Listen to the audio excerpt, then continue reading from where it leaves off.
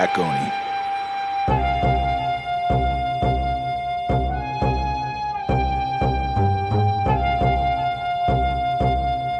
You're now listening to the Black Oni podcast.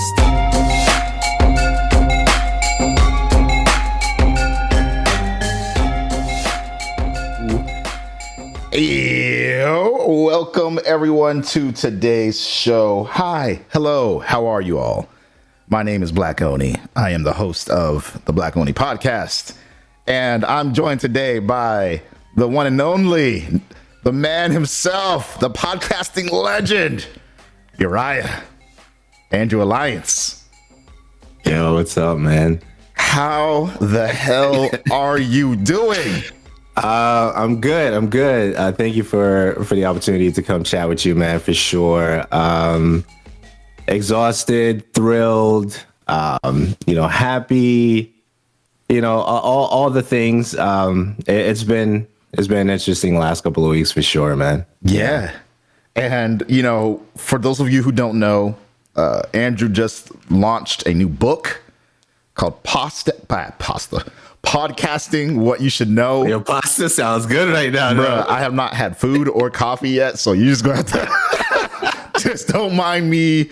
I am on my own struggle bus for the day, but I have you to hold it down to make sure this doesn't derail too much.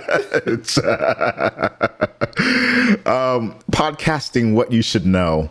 The first thing that you all should know is that I'm a goofy motherfucker. It's good, man. We rolling with it. It's good, man. Yes. So before we get into everything else, into our icebreaker and all that good stuff, where can people go to find more of what you do, including where they can go to check out your book?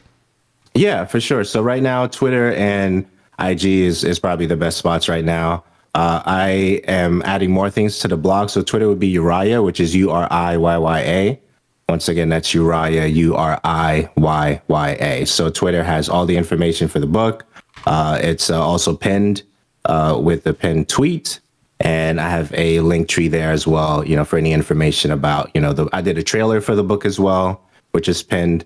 Most of that stuff is there. Nice. Make sure you go give Uriah some love. Please. Tell him Oni sent you. Yeah, exactly. All the love, man. Definitely get yourself a copy of the book. Check out his podcast. He's always making content, always spitting that knowledge. He's someone that I've known for a long time now, and I'm fortunate enough to have had the opportunity to collaborate with you on a handful of occasions. So I'm looking forward to the rest of this podcast and whatever else we decide to do together moving forward too. Absolutely. Hell yeah. So now that we've kind of gotten the formalities out of the way, let's just jump right into our icebreaker. I love that. Now, I feel like the holidays are a really wonderful time to come together with family, with friends, and to kind of reconnect with the world. When you're not working, you're just kind of like, all right, Thanksgiving, Christmas, Kwanzaa, Hanukkah, whichever holidays, people at home are celebrating. It's a good time to kind of reconnect and reset before the new year starts. I find it's a really great time to catch up on movies or shows that I've just been itching to get to at one point or another. What was the best thing that you watched or saw, whether it's a show or a movie or even a live stream, even a YouTube video? What was the best thing that you saw during the break?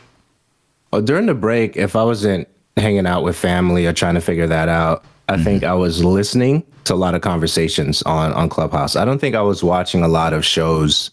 As much as I love documentaries and the things that it offers for what we consider factual things, if the documentary does, their homework or whatever, that particular team, I think I've just been listening to what people are really into the last couple of weeks, especially leading up to the launch of the book, which I know we're going to talk about. But I think that's been like a core focus. Like, what are people talking about? What's the pain points for them?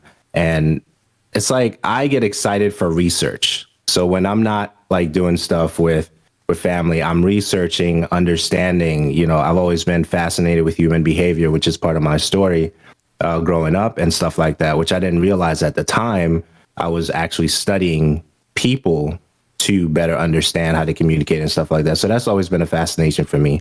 So if I'm not gaming or hanging out with fam, I'm probably doing some kind of research or prepping for what may be the next thing, because we have to release products. We want things to live on when we get out of here, right? Mm-hmm. And I think from the existential standpoint, I've been thinking a lot about that the last couple of weeks. That makes a lot of sense. I don't want to get too dark, but I've also been thinking about that and what more I need to be doing within reason. Because yeah, I mean, so like, let's just get into it, right? Mm-hmm. You leave here and you have like a whole bunch of podcasts you've done. You've done a whole bunch. I've done a whole bunch, right? Mm-hmm. People will listen to that for like 24 to 48 hours. If you put out any music tracks, they'll probably check that out 24 to 48 hours.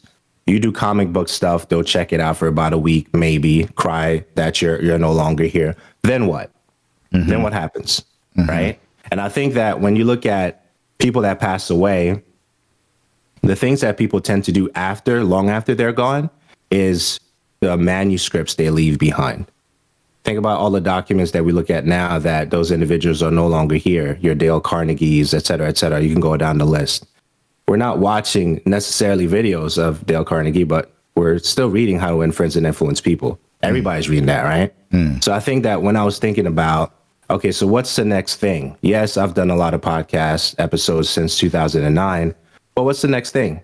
We could do videos and shorts, but shorts, the attention span is short. 30 right? seconds to a minute. Yeah. So what's next, right? Yeah. So the next thing would be either a documentary about what you've done, right? Especially, you've done the comic book and stuff like that. And if it's not the documentary, it's going to be some kind of manuscript to leave behind, right? Or a whole bunch of them if your pen don't stop, right? Yeah. So I think that those are the things that, I started thinking about. And I do have some other things that I'm thinking about writing. Mm-hmm. Some of them are a little bit darker, mm-hmm. right? Mm-hmm. And so we'll see. We'll see. Well, I'm excited to know what that means. I'm excited to see more of this, yeah. Pretty dark. And the dates were important for me too. Like, dates were important. So I released the book on my birthday.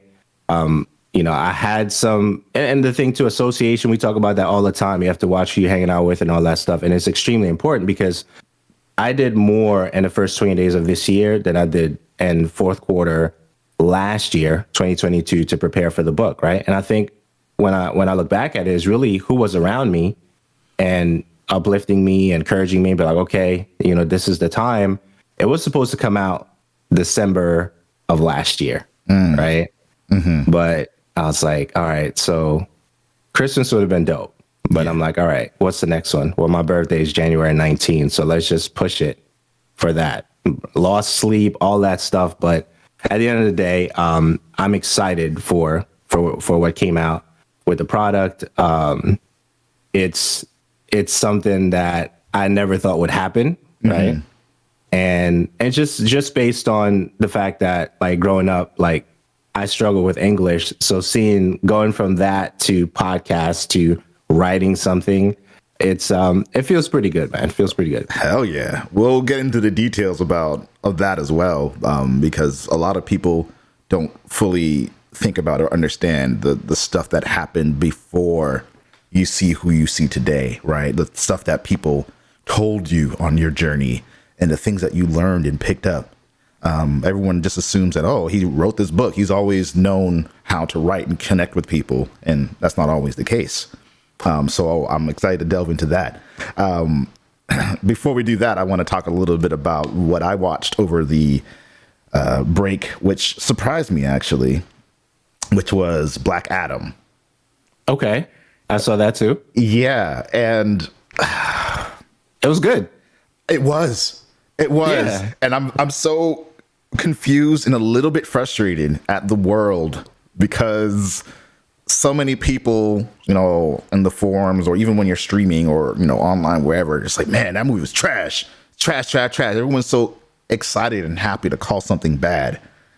And, you know, my only complaint about that movie, only real complaint, is that it's in its own vacuum again. And not to spoil anything for people who didn't see it already, but like there are hints and ties to the rest of the DC universe DC at large. world. Yeah. And none of it matters. As you all know, like Dwayne Johnson is out for he's not returning to be Black Adam, based on what they've publicly said about that. And it frustrates me because I love Marvel movies. I love like the fact that so many of them are interconnected. So many of them you can watch on their own, but they have some ties to the rest of the story at large. And like DC had maybe 2 or 3 movies that did that, and everything else is just kind of like its own shit. And it frustrates me that like at every turn they have a little bit of an attempt to tie things together, and then they find some way to like ruin it again. And it happens over and over and over and over again. So do you think that's going to change with DC? Because I know that's been the long standing conversation in terms of like how they're telling stories and how their stories are developing and how the characters go from, you know, one movie to another. Do you think that they'll ever get to a place where things do connect like Marvel does? Or it feels like they're trying to do that now. And the fact that they fired Henry Cavill, or rather he's not returning to reprise his role as Superman, even though he left The Witcher to do that. Also a very frustrating thing to witness from the sidelines. It does seem like they are trying to reboot the entire universe using Batman, the Robert Pattinson Batman, as a basis or foundation for that. So it seems like they are trying to do that, which is probably why Henry won't be returning, because he already had his scuffle with the previous Batman, and so then to have him be the Superman for this Batman would be a little weird because he's also older and, you know, more advanced in the storyline. So I'm assuming that they're bringing in a younger Kal-El to complement the younger Batman, and kind of Batman. The Batman was more so like I've been doing this for a little while. I got my gear, I got my information and equipment, and so like I'm in the midst of it. They're probably going to do the same thing with Superman.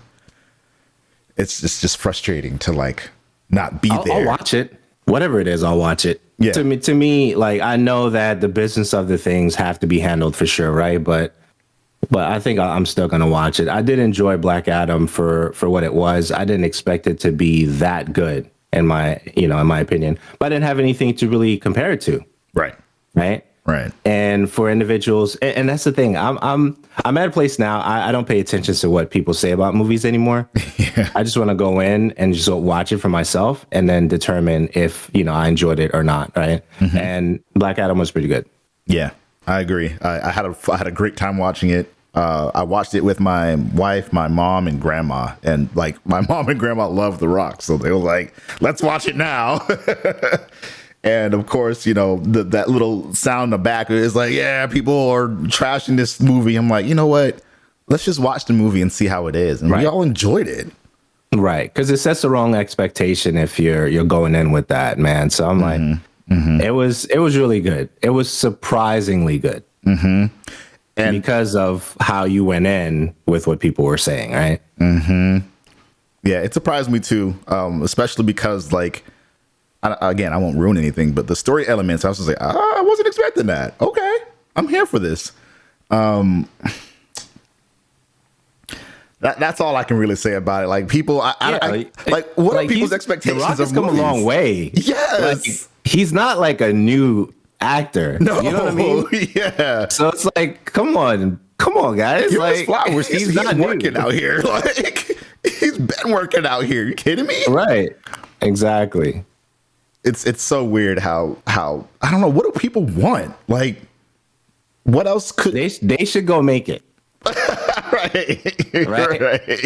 Go make it. See what it's like. If it's that easy, go make it. It's so easy to just like talk about it, right? Yeah. Oh yeah, podcast. I could do a podcast just like Black Oni. Go ahead. Go ahead. Yeah. Go ahead. See what that's like. Let me know. Let me know. See what that's like. That's what it is, man. People talk a lot. They just don't realize how much work goes into like what we do, right? Like even I was sharing something with someone recently. The individuals that have gone into like a broadcasting studio pre like, vaccines and all that stuff, I'll say it that way. There was this elitist attitude for the individuals that went into like the broadcasting studios versus the individuals that did the stuff at home, right? But when the vaccine stuff hit, what happened? Everyone had to stop. The same, right? Everyone had to sit their ass down. So, you had to get humble to the fact that, oh, so you mean to tell me they're not just sitting in a spare bedroom and then just like there's actually things that you have to do to prepare for this? Yeah, there's actually things you have to do to prepare, right? So I think that it's like you have to try it for yourself, and then you have a better appreciation for things, for sure. Absolutely. And we'll tie that into the book as well, because I'm sure there were a bunch of things that kind of changed when writing the book too. For sure. Before we get into that, I want to know what you've been playing. So lately, it's always Destiny, right? It's always Destiny. Marvel's Avengers. Oh, wow. Okay. Yes. Over the Christmas break took a lot of my time, which I'm surprised. But it's really good. Funny that you say that. They did recently announce that they're going to stop doing updates for March, I think. That was a recent announcement for that. But in terms of, I think September is the last thing I heard. Right. And in September, it's like you won't be able to purchase it online. Oh, but you'll be able to purchase the game. Yeah. So I think that game has, surprised me because it launched with a lot of bugs. A lot of folks were like, hey, things are breaking up, a lot of glitches and stuff like that. So Constantly. Getting to play it in December was like, okay, wow, this is really good. And I remember Marvel Avengers and the arcade, right? So it's like, I think about a game like that, and we're really spoiled because a lot of these games have updates. But back in the day, man, the arcade, you'd play that game the same way over and over. You wouldn't really get any updates on that. You'd give it a lot of quarters over time, but that's the game that you played, right? So I think to have the game where, it's a jump in, jump out type of co-op, multiplayer experience, it's really good. I really enjoyed Marvel Avengers for sure. But Destiny, I kind of took a break on it because even this past week and a half, I heard that there was a bug that was erasing your main characters. So I was like, I'm not logging in. Destiny? Yeah, in Destiny, right. So I'm like, I'm not logging in and having my hunter disappear, because hunter is the best class, of course, right? I mean, hunter gang. It's Hunter gang for sure, right? So those are the main two, and some stuff on G Cloud just to check it out, and shout out to Logitech G. Yeah, Logitech. Logitech G. Shout out. Hey, I lost my mic, man. Can I have yours? Hey, man, listen. You look like you got the same one as me over there. Hold on, let me look right here for the people. You know what I'm saying? Right. So yeah, it's been fun, man. It's been fun for sure. Wait, let me ask you this. I used to play this game religiously, specifically when I used to make more content over on metagaming. Titan there, yeah, I see you, audio lover. Titan gang, I see you. You mentioned drop in, drop out co-op. Did they finally add like drop in, drop out, or is it just like people can just join? I think that's how I say it, which is extremely incorrect, right? Okay. But you'll go to the lobby, right? People will join your lobby. Names pop up, and then you join in the experience. Drop in, drop out. For when I think of that was, I go back to like the Castle Crashers days. Yes. Right? Because when Castle Crashers first released, it had a major issue with multiplayer drop in, drop out, which kind of like made the game stale a little bit until they actually fixed that. So you have, Turtles, the recent one, Shredder's Revenge. I think that's more, drop in, drop out co-op type. But for the technical individuals who'll be listening to this later, be like, how dare he say this? This is so wrong. Okay, all right, just slow down. All right, relax. All right, we're good. Listen, we're on your side. We are also very frustrated with the fact that this game still doesn't have like. I'm gonna be doing a write-up of the Avengers. I was planning on doing one because I was just thinking about the game recently, and I was like, I haven't played it in like literally a year, and It's really good, man. they did so many things well in the game, but the things that they didn't do well were big, and they never addressed them or fixed them or like even talked about them. Like the game launched. We'll get into it more later, but the one thing I'll say, I mean, we could talk about it because the thing that I got with it, I'm using Iron Man and I'm at like 120 maybe, give or take. Yeah. So after a while, it's like, what is the purpose of my life? Yeah. Right. What am I doing? Yeah. In this world, right? Like, what is the pursuit? So when you play games like, I know we mentioned Destiny a lot. It's like because Destiny has done a lot of things wrong, but a lot they've done right. Yes. Right. So because of that, it's like, yes, I could continue building my character. I can try different builds. You could probably do that in Marvel's Avengers as well. But the state of the game now, it's like, okay, so what do we do next though? Because there's no competitive play in that game. You're just playing with other individuals as a team to finish whatever the last thing is and then grab the loot. It is a looter, game. So if you love looters, you're going to enjoy that. Your Warframes, your Destinies, your, all those type of games. But after a while, it's like, what's the purpose? Like, for Destiny, even if you don't play the main game anymore, if you jump into like co-op, if you jump into competitive, I'm going to trash this person. Yeah. There's a goal. Yeah. There's always something to work towards. Right. There's always a goal. Right. But I think that's the thing. It's like you can only play it in spurts, Marvel's Avengers. And after that, it's like, all right, cool. I'm going to take a break and then maybe come back to it a couple of days later. Yeah. My biggest criticism with this game are just the fact that they just sat on so many things for so long. So there was a loadout. You probably noticed this. There's a loadout button at the top left whenever you're looking at your character and you're looking at your stats. There's a little loadout button at the top left. And if you press triangle on PlayStation, if you press triangle, it says you're supposed to be able to access it. You do that and it literally does nothing.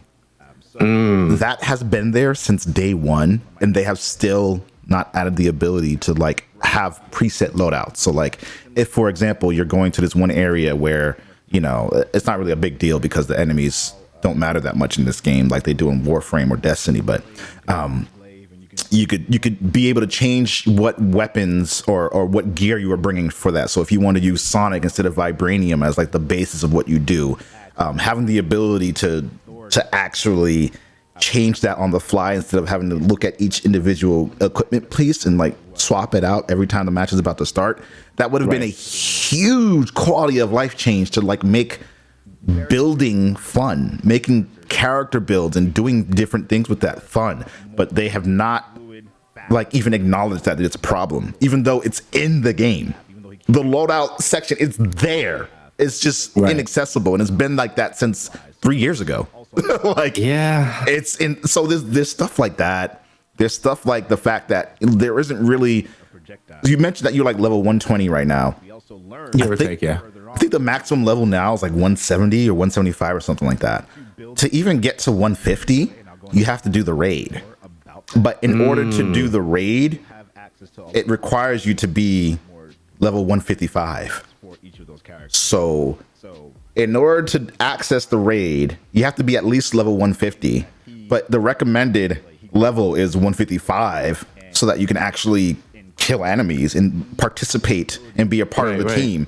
But they scale it to 155. So you're always at a disadvantage every time you start the raid until you get your gear score to 155 and beyond.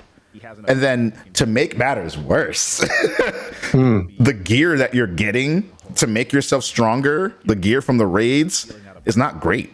Like oftentimes I found when using Black Widow, Black Panther, or Thor, especially, the gear that I was getting from these raids were like objectively and statistically and like ability wise worse than what I was using to get there. So you're almost like discouraged and even like wanting to play the game a little bit. And then I don't know if you did the Omega level threat yet, but like that battle unless you have a very specific type of build, is unbearable. It's a horrible fight. But the thing that keeps me coming back to the game, the sounds of the game. Sound design is The excellent. sound design Excellent. is incredible. And so I have to give them that. You know, when you're playing Iron Man and you know, flying around and doing the stuff, It feels like you're playing Iron Man. Yeah. It's pretty dope. Yeah. It's pretty dope. Like It's pretty dope. I imagine that this game was going to be a lot like a third-person, very tactile version of Ultimate Alliance, and I felt like it was so close to being that. If only they just listened to the community and then moved with that. Like not just myself, but many other people playing the game, many people on the forums, many people communicating to them on social media, like told them what kind of stuff we all wanted. Content creators were making videos about things that they wanted to see, and we saw nothing. Nothing that, like, no direct implementation based on feedback. And What do you think happened? My biggest guess, speculation, chat, so I don't know anything. I did go to a behind closed doors presentation for this game, so I was extremely invested in this game from the very beginning. Like they put me on to be like behind closed doors, asking questions and like making suggestions and seeing what the game was like. And then all of that stopped. Like there was no other communication or any other kind of QA or testing that happened externally. So that's one of the things they got us there to show us it, but basically to talk at us, not necessarily to take feedback or suggestions. Or so it looks like they wanted the feedback to make changes, but it didn't feel like they were actually going to make changes. The thing is, the presentation behind closed doors thing that I went to was more so like they had teased the game at E3, and then it was PAX West, where they were like, hey, we want to show you what the game looks like. And it's just some very basic stuff, and like it lets you play the very intro section, and then we'll also talk to you about the other stuff that we're doing behind the scenes to make this game come alive. So the game wasn't out yet. So to be fair, like they have a vision for what they want the game to be, they release it, and then usually the next stage is like, all right, like let's improve and change based on feedback, based on what players actually want. They didn't do that part. I don't want to blame Disney for everything, but I'm pretty sure that this also came down to a Disney, like, you got to do it this way, you got to do it that way. These are our characters, these are our babies, so that it has to be like this. Can't mess that up. Something as simple as gear, right? Like how I'm showing a snippet of Black Widow, like messing people up right now.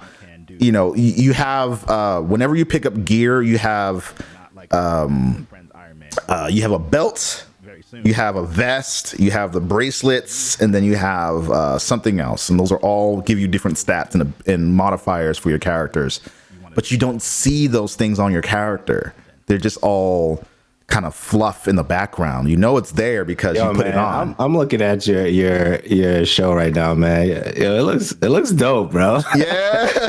Yeah, I'm feeling it, man. This is a video I put out 3 years ago, bro. I love it. I just love the way you format everything, man. I appreciate it. I appreciate it. Yeah, man. So you can tell based on how I'm talking about, like, this was something that I was all in on, because I was like, yes, this is perfect. This is going to be so dope. Like, imagine being able to change out your cape or your helmet on Thor and like being able to see that on your character. Like, I don't know, dude. There were just so many missed opportunities within this game that it frustrates me so much, because they're so obvious. It's like right there. And especially playing a game like Marvel's Midnight Suns. I don't know if you've got a chance to play that yet. I've seen some videos for it. I don't know. Yeah, well, I don't like turn-based games in general. I'll tell you that right now. Yeah. But I am enjoying that game.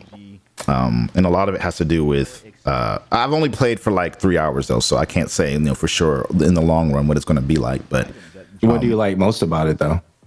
It already has a bunch of characters in it, so like that's already a big difference. Like Avengers has what now, 9 characters, And that's over the course of 3 years of development. Midnight Suns has like 13. So it's like, how did we get here? Like, why do we still not have characters that we have some, Iron Man's there, Black Panther's there, Spider-Man's there if you're on PlayStation, but like, Captain Marvel was hinted at in the game since launch, and we have no indication that she's going to even be in the game anymore. Same with She-Hulk. There were leaks, and the voice actor accidentally said something on social media regarding her involvement in the project. I still need to watch that. Still nothing. I haven't seen She-Hulk either, but there's still nothing on that. We just got Bucky, but that was after, after releasing two Hawkeyes who play almost identically, and then another Thor who had no story importance, and she didn't even come out at the same time as Love and Thunder. So like, whatever was happening in the pipeline of like making this all come together, the timing, the selection of characters, it's a lot. There were so many elements that caused this game to fail, that if they had just paid attention. Do you think it failed? Like how we yes, defining that these days? I do think it failed because the intention of the game was to be a live service experience that people came back to over and over again, that they would continuously update, that they would have continuous character releases and hints of new story. Yes, Anthem failed as well, because its goal was to do the same thing, but it didn't. Right. And it had all these pitfalls leading up to it. Now, I think the big difference is that, to give Crystal Dynamics credit, and flowers especially, most people who bought the game like played through the story mode and were like, yes, this is really cool. All right, what's next? A lot of people who bought Anthem like played through maybe a quarter of it, half of it, and was like, fuck this. So like, I don't want to play this anymore. And that's what happened to me. And then really the kind of nail in the coffin for this game was the fact that like most of the things that they wanted to do beyond what they already did just like never happened. And they got rid of their what's the word? You're gonna have a taste of both of those. Not the pipeline. They got rid of their roadmap. They had a roadmap. They said this was gonna happen. This was gonna happen, and then none of those things happened. So the roadmap, it felt achievable. Did they lose people along the way? Like, because I know typically, sometimes you'll see people start leaving and that kind of thing. So well, people left for sure. Also, we have to remember and give them credit. This game launched like right around the time like COVID-19 was really at its peak. So they were also combating the situation of like, all right, now we have to shift our development methodology, the whole way we do things, while we're figuring out in the world what's even happening. So to be fair, like that was a huge issue, not just for their development, but for life in general. Absolutely. They never recovered from that. And you can tell looking at the game that like there was not a lot actually happening in development. Like things were taking really long to happen. Like the Black Panther expansion got delayed by like a half a year. Spider-Man's implementation, which again, if you played on PlayStation, you saw, it was fun and cool, but like they didn't really do anything special when they brought him in. It was just like, hey, here's a new character. At this point, it feels like a chill game. Yes.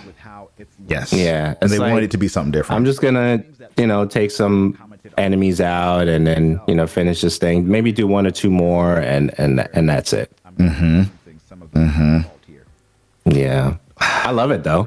Yeah, I had a great time playing the game. It's a dope game with all the issues that it has. In the midst of all that. Yes, and that's why it breaks my heart, because the mechanically, like there's nothing more satisfying than like, I don't know. Well, there's many things in the game that are, but like taking Thor's hammer and pinning someone to the wall, and then having Black Widow come out the cut and shoot someone else over here, and then use her electric bite and snap someone, and then having Captain America like jump in the air, slam down his shield, give everyone a boost. Like there are moments like that where you see it in action, you're just like, this is so cool.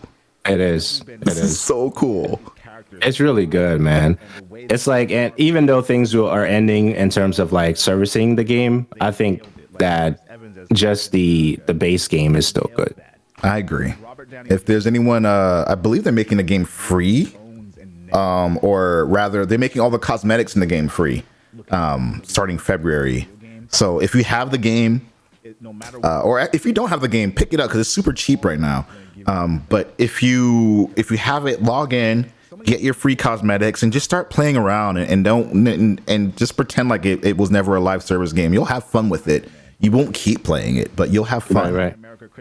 Yeah, you'll definitely have fun with it. And the thing that you mentioned with just adding things to the game, or like when I think of Destiny, they recently unlocked like standard mods for individuals to be able to try that out heading into Lightfall, which is February, right? The end of February. And I think that's strategic marketing in so many ways, right? Because like, okay, yeah, let them have some fun. They're going to be back in the game. They're going to be doing different builds. Easy. They don't have to wait for a mod to unlock for them to get it. And then now it's leading right into, Lightfall. And whatever they're doing over there, man, they've been playing this game since 13, 14? Yes. Right? Because the beta came out in 13, game came out in 14.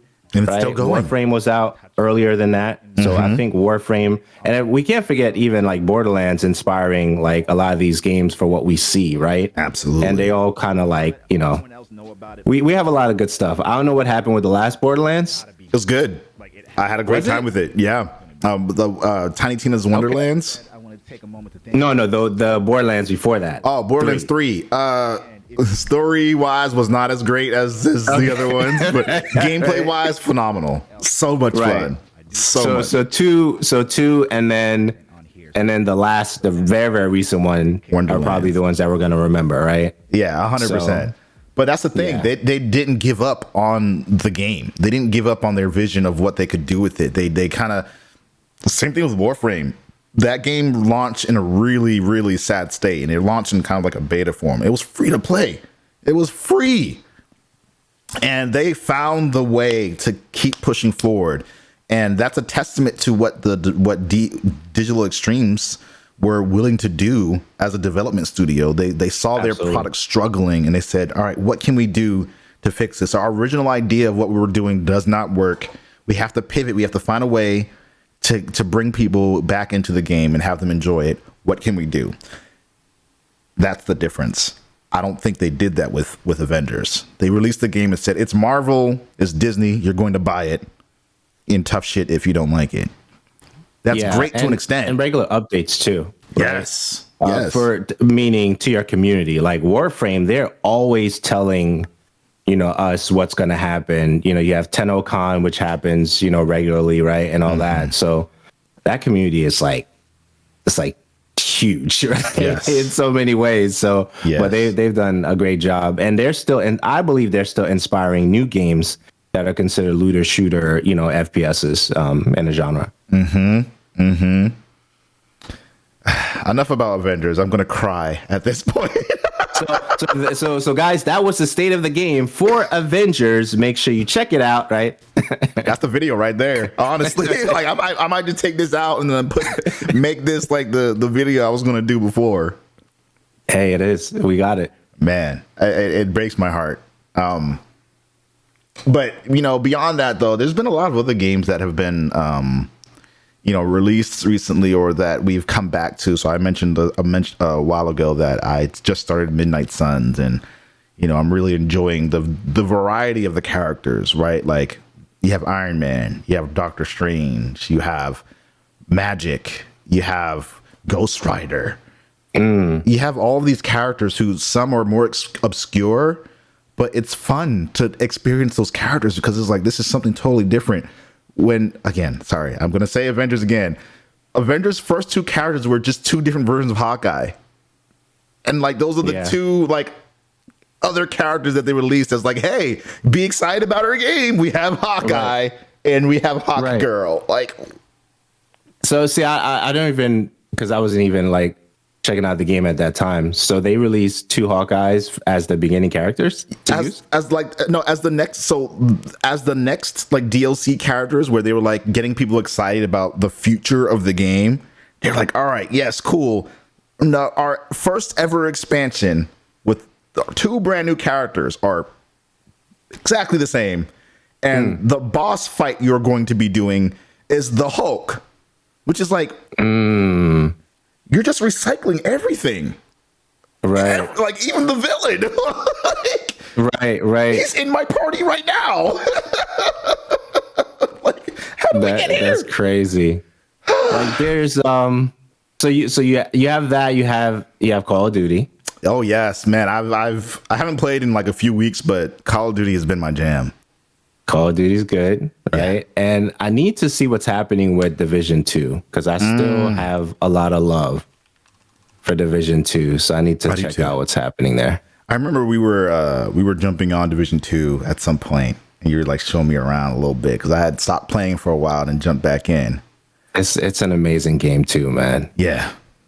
Rainbow Six, the zombie one. I know that's not what it's called, but Extraction. Extraction, right? Yeah. That one was interesting.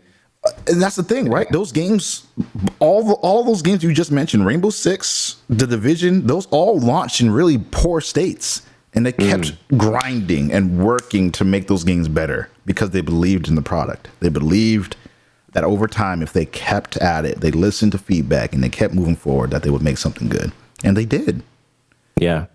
And so that's kind of like the big lesson I hope developers are able to take away from.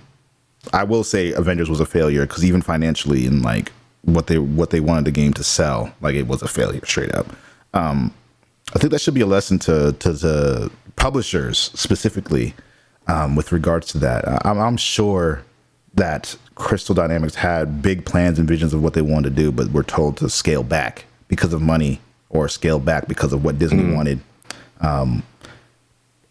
What we did get also during the pandemic is Sony releasing more games towards the PC side of things. Yes. Right. Yes. So that's a win. That's a win for everybody. A huge win. You know, I know the folks who love exclusivity are going to have an issue with that, but yes, we want to play the games too. Yes. You know? Yes, we do. And so, Sony wants people to buy a PlayStation, so they're going to make it available on PlayStation and PC, similar to how Halo wasn't on PlayStation. So, you know, the forms get a little crazy, N4G and all that. At the end of the day, these are businesses, right? Like they need to make money, but they need to make good products. Right. So speaking of making money and good products, right? That controller is making its round on media, the PlayStation controller. And it looks really good. It looks really good. And for individuals who are paying attention to controllers, you know, Razer has theirs, you know, coming out very soon. If it's not out already, I'm not sure according to the timeline. Victrix has theirs, right? The Pro BFG, which I've talked a lot about in recent weeks, if you will. And of course, you have, you know, Xbox Series 2, which people are excited about. Some people like it, you know, some people hate it based on what's been happening. So, and the reason I bring that up is because like the modules that you're going to be able to switch out for the Sony the new Pro controller. I'm just going to say that. I don't remember the name right now. DualSense That's going to bring them. It's a DualSense Edge? Yeah, I'm looking at I'm showing the people the video of it. Right. That controller, right, is going to make even more money after the initial release because you're going to be able to replace the modules, even though some companies are taking it to a place where you don't have to get stick drift over time, right? Your Ghillie kits and, you know, those companies, 8-Bit do, Dreamcast didn't have stick drift because they were using, you know, the sticks that don't do that, right? Yeah. So I think that we're at a place now where Sony's going to make money regardless, right? They're going to make money off of individuals getting stick drift and replacing those modules, paying whatever it is, what, $20? Yeah. For whatever. Yeah. So it's like, do you cure I'm just going to say it this way. Do you cure the disease or do you just keep prescribing things that will help like fix it for a little bit, right? Yeah. It's a big business. I have to say it that way. Yeah. So, you know what I'm saying? Nobody gets offended.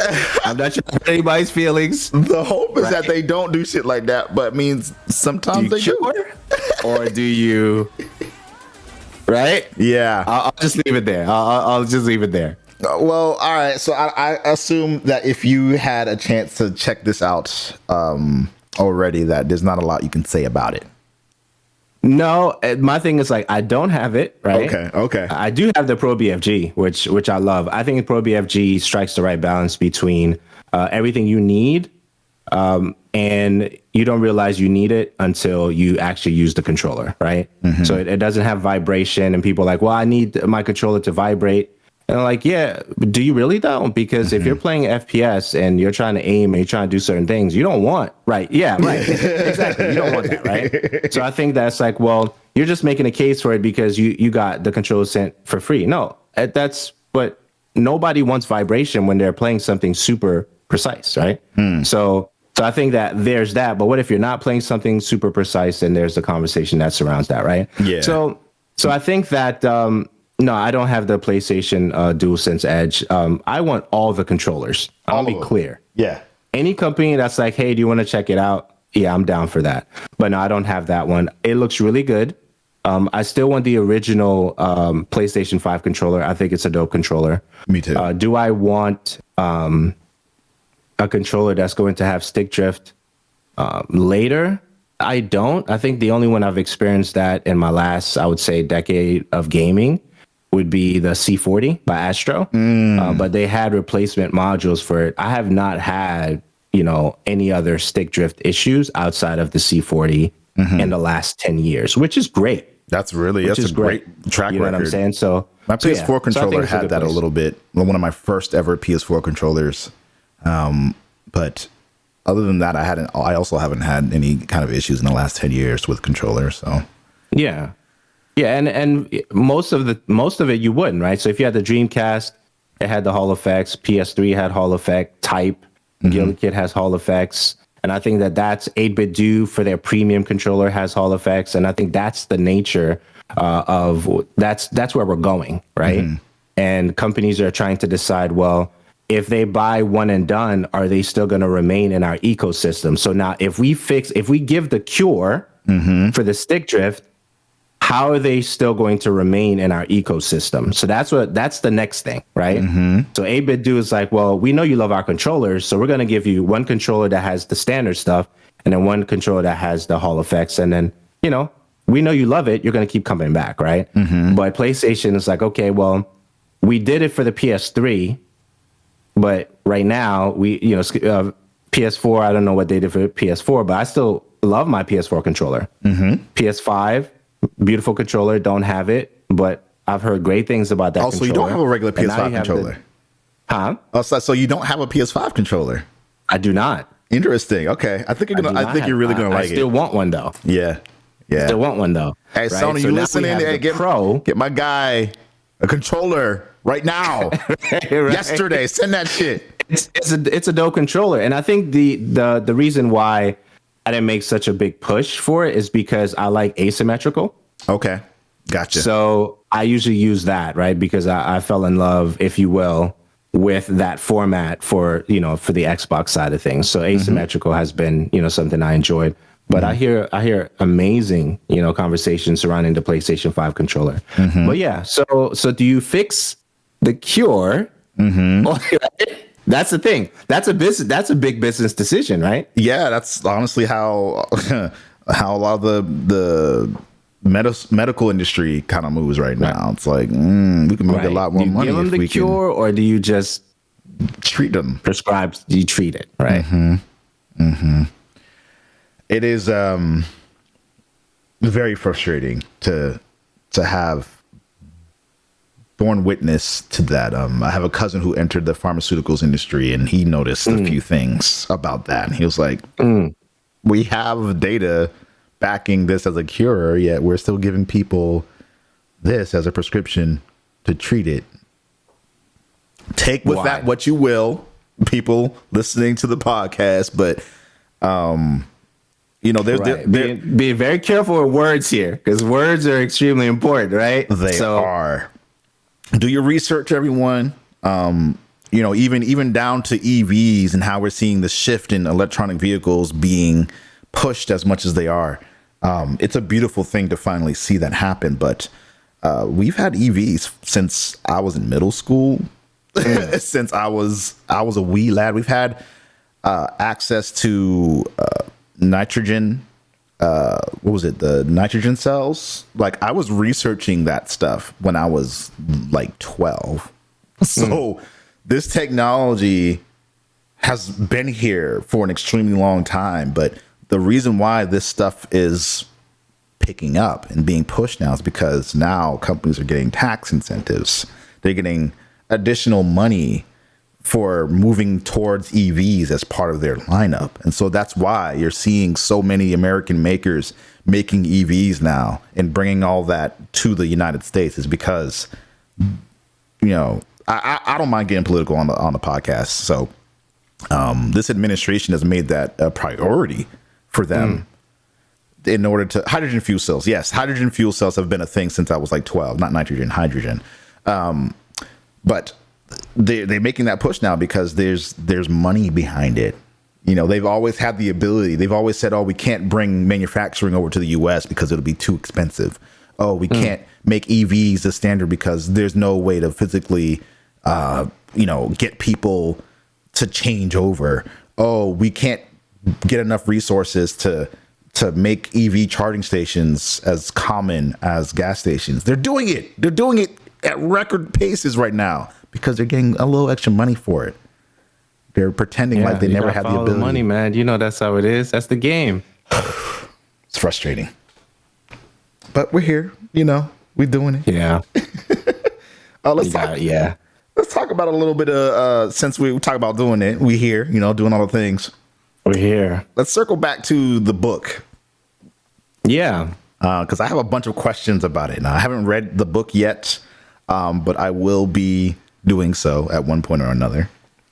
And yeah, I'll send it to you, man. Just send me your Kindle address and we'll make it happen. I appreciate that. That's what's up. Yeah, for sure. And I think you already have one of my comic book, but if you don't, I'll send that to you too. Appreciate it, man. Yeah. So I've had you on the podcast before for anyone who's just joining and hasn't seen before, but I imagine there's going to be new people listening to this. So give us a little backstory about like who you are and, you know, what you do, why you do, type of thing. Yeah, so for sure. Can go in different places here. So my name is Andrew. Been creating content since 2009, right? I'm Haitian. Okay, so my first beginning of schooling was in Haiti first. Then I was born in America, right? But my initial schooling was in Haiti. Came to America about 5th grade, 6th grade. And during that time, because I spent a lot of time in Haiti, I struggled with proficiency in the English language, right? So getting into middle school, that'd be that right around that time, you know, you get bullied for stuff like that. People pay attention to how you speak, you know, they crack jokes about stuff like that. And when you look at it later, you're like, man, this was an interesting time, right? Just growing up and thinking like you have best friends, then they turn on you because you're not a cool kid because you can't speak properly and all those things, right? So I think for me during that time, realizing it now more than ever, going home to watch TV was a masterclass for me to learn how people communicated. Mm-hmm. So whether it was, you know, the Thundercats, watching things like that, or the Turtles movie I had on repeat for so many years, the original Turtles movie, you know, the 90s version, or all the sitcoms that we watched during that time, your different Strokes or Family Matters, Charles in Charge, you know, Who's the Boss, right? Yeah. You go down the list of all the different shows, and then you go to like the soap operas. You go to Guiding Light, The Young and the Restless, right? All My Children, General Hospital, right?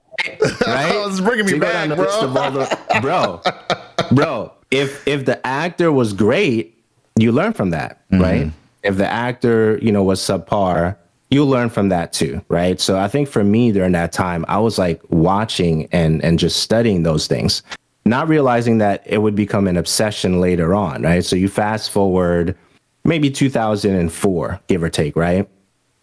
I started listening to a lot of podcasts during that time, and I was like, man, you know, these shows are great, you know, gaming shows, tech shows, or whatever. And between 2004 and 2009, consumed a lot of shows. G4 and then from TV. there, I was like, you know what? 2009, I was like, I think it's time. I think I want to do a show. I believe that I can do it. I want to do my own stuff. And I launched the show radio on my wife's birthday, right? Nice. 2009. So that's how that came about. And then from there, it's just, learning the craft. I started on Blog Talk Radio. That was a good platform. So from Blog Talk Radio, I went from there to Libsyn, which I'm still using Libsyn today. And that's a lot of years. And then somewhere between episode 300 and 340, Daniela came onto the scene, right? Miss DJM, right? Mm-hmm. So, cool human being on the internet, supporting, making comments, on my content. I'm like, she's pretty cool, And then during that time, I was looking for, a co-host. I wanted somebody that I could build with, right? And just have conversations with on a regular basis. I did try that in the past, but it just didn't work out. So, as like the format that we have is like you start off by yourself, then you start doing different content on the platform, then you start inviting guests, then you try to get co-hosts, and then you do roundtables, and then you go from there, right? So that's typically the process. And somewhere between episode 0 and maybe 100 and something, you find your voice, whatever that means for you, right? Mm-hmm. You know how you speak on the mic, you know how you present content or whatever. Yeah. And then you move on, right? So 340 is when she actually came on, and I was like, hey, I love what we got, right? We have a great relationship, and I didn't want to lose her to somebody else, right?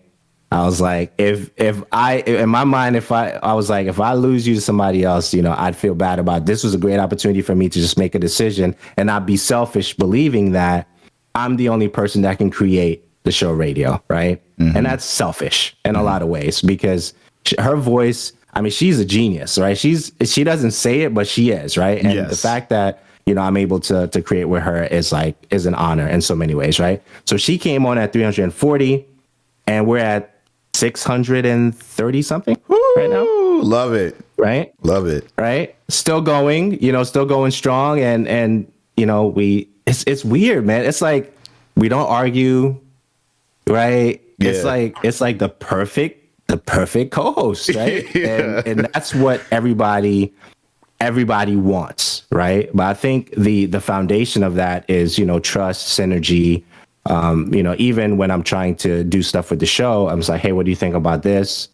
Because she is a big part of it as well, not just me, right? Mm-hmm. And so I think that kind of brings us to present day. The podcast is still going strong. I do have some other shows out there that are kind of like dormant right now. Mm-hmm. I am considering my own show, the Andrew Alliance podcast, just like a society and culture kind of conversation. You could talk about anything. Mm-hmm. The show radio is primarily tech, gaming, and entertainment, so we keep it focused on that. Mm-hmm. And yeah, it's been a long ride, man. We've seen E3s, we've seen that change, we've seen different events, we've seen PAXs, we've seen all those things. At the end of the day, I'm just grateful that I have the great relationship that I have with her, and the show is still going strong. So yeah, dude, honestly, like it's so refreshing to hear that, and also just you mentioning E3 and how we met in person. Shout out to Andrea.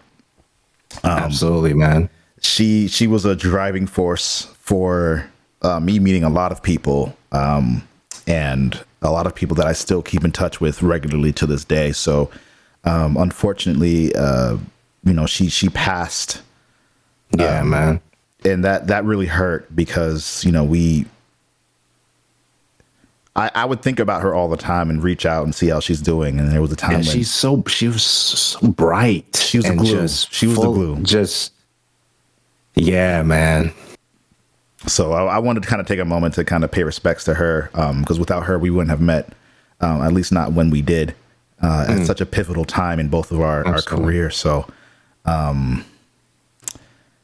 yeah, dude, like, I don't know, even since we just met and kind of seeing your own growth and seeing the show continue and meeting, Daniela, and all of that has just been such an enriching experience. So I can totally understand, why you feel the way you do about her having, such prevalence on the show. Yeah, man, she's a G and she's a genius, bro. Like, yeah. for real. Yeah. So you kind of talked about how you started podcasting and what that was like. Could you tell us a little bit about what your first episodes were like in terms of like, you mentioned finding your voice and format and understanding the business and the kind of cultural relevance of podcasting. What was that like for you starting out? Like, what were you feeling, and what were the content like? Yeah, so the first episodes were trash. Right? That's right. They were hot garbage. Right?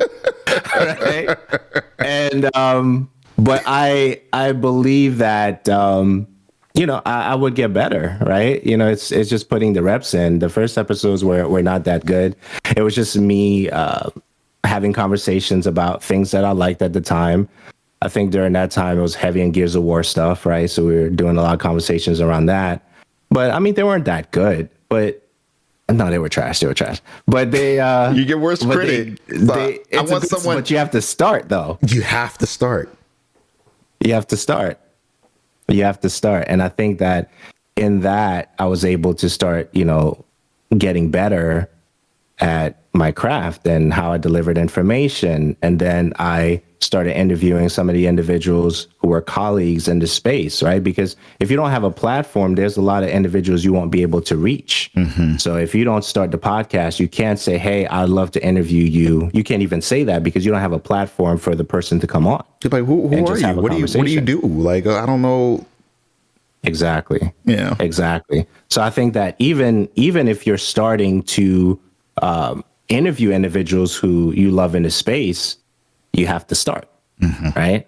And I think that starting out on Blog Talk Radio was a great platform because it was a call-in type of system. It was a turnkey call-in kind of system, which allowed me to just, understand like how people would call in and try to derail and have different conversations. So it was a good platform to start on. Once you move off of a platform like that is, turnkey to like a Libsyn, which you're uploading, you're doing all the stuff, right? You're writing all the different things on the stuff. So that's kind of different. So there's a maturation process that takes place from going from a turnkey system to something that you're doing pretty much all the bits and pieces for yourself. So I think that the beginning was not that great, but it allowed me to learn and get better, right? So finding your voice, which you briefly mentioned, really it's a very interesting thing, which I talk about finding your voice in the book. It's more so, are you willing to accept that you're not that awesome? We all believe we're awesome, right? But our family members knows like different things about us that the world doesn't know. We have a way we present ourselves to the world, right? But yet our family know who we really are. So I think finding your voice, part of that I mentioned in the book, is you have to ask the people that really know you, like, what am I really like? And what do you think I should change? And bring a notepad to take notes for that conversation. Because if you're really trying to find your voice and how you're going to present yourself to the world, like, are you even likable? Do people want to hang out with you? Right? Yeah. You know what I'm saying? That's a hard conversation that's a real to have. Conversation. Like if they mention your name, are people like, oh man, they're coming to the party? Right? That's not what you want. You don't want that ever. Right? Yeah. Right? If that's how they feel about you coming to the party, then you have some things that you need to change. Yeah. Right? But if they're like, oh, they're coming, I didn't even know, you didn't tell me they were coming, right? Yeah. That's a different thing, right? Yeah. And I think that depending on the reaction that people get when someone's name get mentioned, the person's not in the room, that tells you a lot about how they really feel about that person. Now, I still have a lot of growing to do. I'm not perfect. Now, I understand how to present myself on a microphone and what to say and how the world sees different things because we spent time doing that. Me and you, we spent time in this world. But I know what I have to work on, right? I do. It's, sometimes I could be a jerk. Sometimes I could be spiteful. I know I have to work on those things personally, right? But at the end of the day, working on them, you have to do that. Yeah. You have to, right? We're always a work in progress. That for me, finding your voice was around episode like 100. I used to say around 100 because that's when I felt like, hey, I really am confident. I know what I'm talking about, right? I've done the homework and I pride myself in doing a lot of research before creating an episode, or even if it's a conversation that we were having earlier about the state of the game for Marvel's Avengers. Like I've been playing the game, so I had some information to bring to the table in that conversation because I was considering doing a conversation about the state of the game of Avengers, right? So I think preparation makes it easier for us to have conversations that we have. And I think that we're in a good place, but finding your voice is really asking the tough questions, you know, from your family members or those who know you well, not those who are going to be like,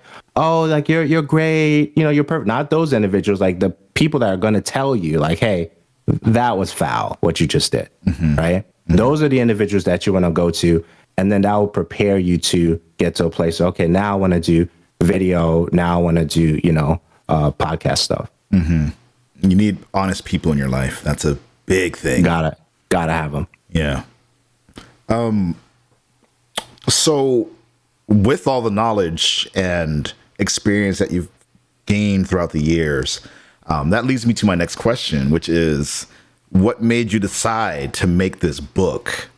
Because it would be one thing to like make an article or write or do a video about podcasting, but there's a very intentional thing that happens when you're writing a book.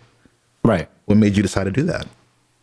So there's something that happens, and I'm realizing it more, and I know you've seen this too. When you go from like a name on an article to a name for hosting a podcast to author of something, it's a different responsibility. You know, I thought it was going to be the same thing, right? But for me, I wanted to take all the information the last 14 years and dial it down to like a practical guide, as if, you know, I went fishing with somebody or you went hiking with somebody or something like that. That kind of like feel, if you will, you know, like conversations of, have you considered this, right? Have you considered that, right? It's a practical guide. It's not meant to be a technical guide. So for the individuals who are like super technical podcasters, they're going to look at this guide as, well, I already know this information, right? It's one thing that if you feel like you already know the information, but applying it though, right? So this is like just a reminder, are you applying the information? So when I talk about the team stuff, like I make sure that I'm good with Daniela. Like if we don't talk for a long time, I check and be like, are we good? Did I say anything to offend you? Because I'm aware that once we go live on anything, audio or video, the listeners know us, right? They have enough fragments over the last 300 episodes to kind of get a feel for who we are as people, right? So if I know that, they're going to know if we are not good, if something's off, right? So I think understanding those things, it's like, are you applying that? So it is a practical guide. What are you thinking about taxes? What's your thoughts around that, right? What's your thoughts around music in your episodes, right? So if you do episode, let's say 500, right? Episode, you have at 500, right? You record that episode, you decide to put music in there that you didn't believe was fully cleared. Okay, then you're at episode 1,000, and let's say episode 500 was one of the biggest milestones for you. Now you got lawyers coming behind you and saying, "Hey, you know what? You did something here. Now you have to take this down." Right? So now that's going to affect a lot when you take it down. So I think that I wanted to focus on a lot of practical things, and there is one section that talks about software and, you know, the fact that I started with a $20 mic and stuff like that. But I really wanted a practical guide, right?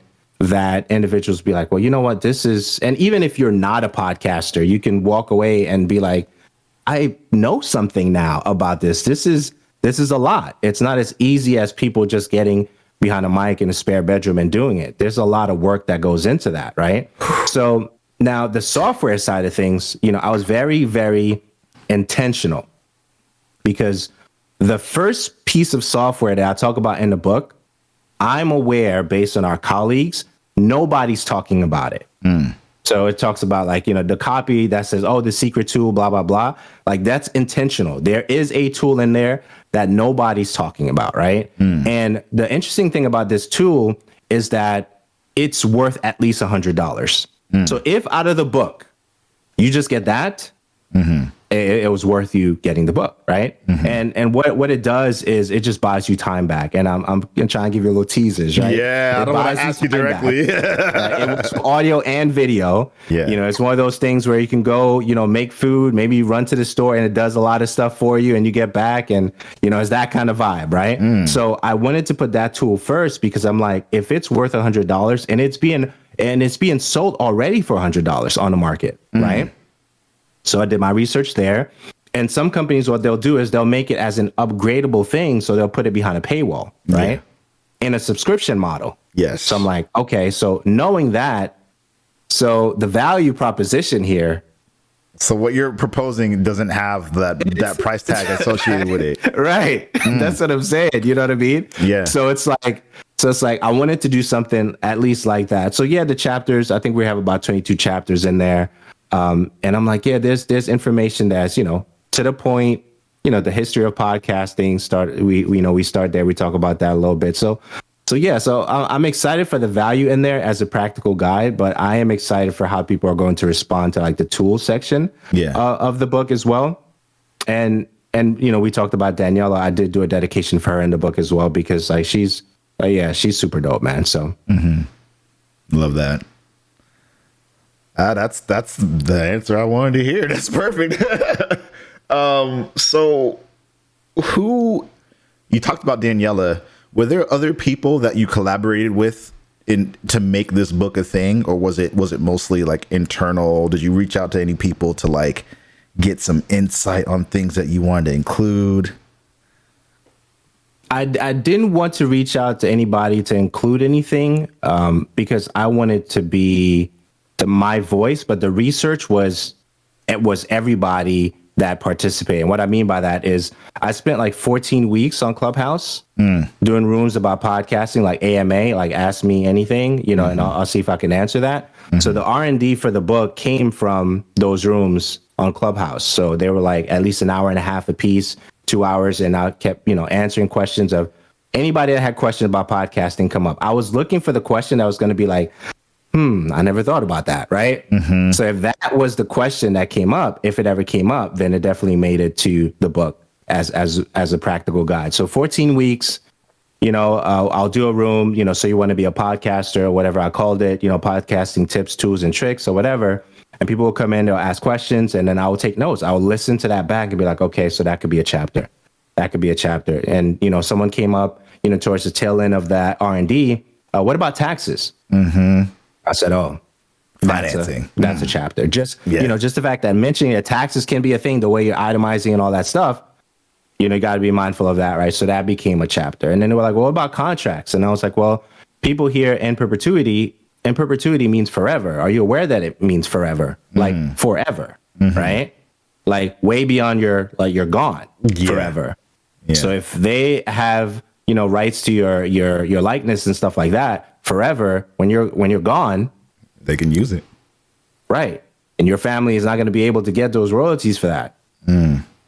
Depending on how that's set up. Are you aware of that? So it's really like, hey, we're going to go for a walk, you know, boating or paddle, whatever the thing is called. We're going to hang out. And I just want you to consider these things and how you're going to format that stuff for your content. Yeah.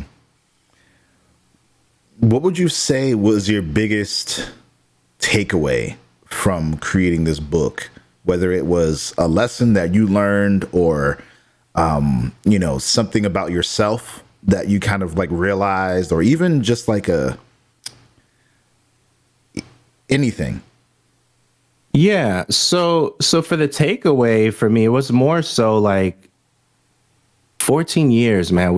That's a lot of information, and I was trying to figure out how to dial that down, into not dial it down in terms of like, you know, comprehension, but dial it down into like size, right?